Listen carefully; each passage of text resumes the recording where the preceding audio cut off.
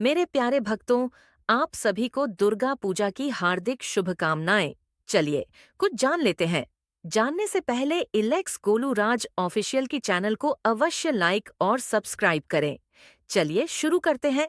नवरात्रि की नवमी को क्या करना चाहिए?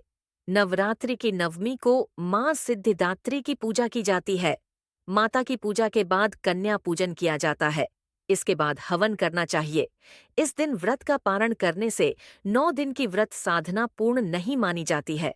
शारदीय नवरात्र की नवमी कब है?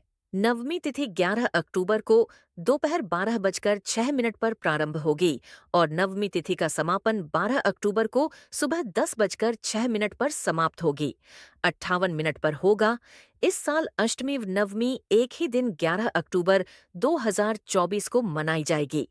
इस साल शारदीय नवरात्र 12 अक्टूबर को समाप्त होगी। नवमी तिथि 11 अक्टूबर को 12 जून को दोपहर 12 बजे शुरू होकर 12:57 पर खत्म होगी। कन्या पूजन भी 11 अक्टूबर को करना शुभ रहेगा, जिसका शुभ मुहूर्त सुबह 10:41 तक है। नवमी तिथि पर पूजा का शुभ मुहूर्त 11 अक्टूबर 2024 को सिंहवाहिनी की आराधना के लिए 3 शुभ मुहूर्त है। अष्टमी और नवमी तिथि पर आद्या शक्ति की पूजा का समय सुबह 6:20 से सुबह 7:47 तक है। उन्नति मुहूर्त सुबह 7:47 से सुबह 9:14 तक है। वहीं 2024 को सिंह वाहिनी की आराधना के लिए 3 शुभ मुहूर्त है। अमृत मुहूर्त सुबह 9:14 से 10:41 तक है।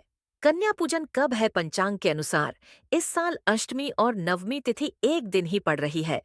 ऐसे में 11 अक्टूबर को कन्या पूजा करना शुभ है। कन्या पूजन का मुहूर्त सुबह 10:41 तक है।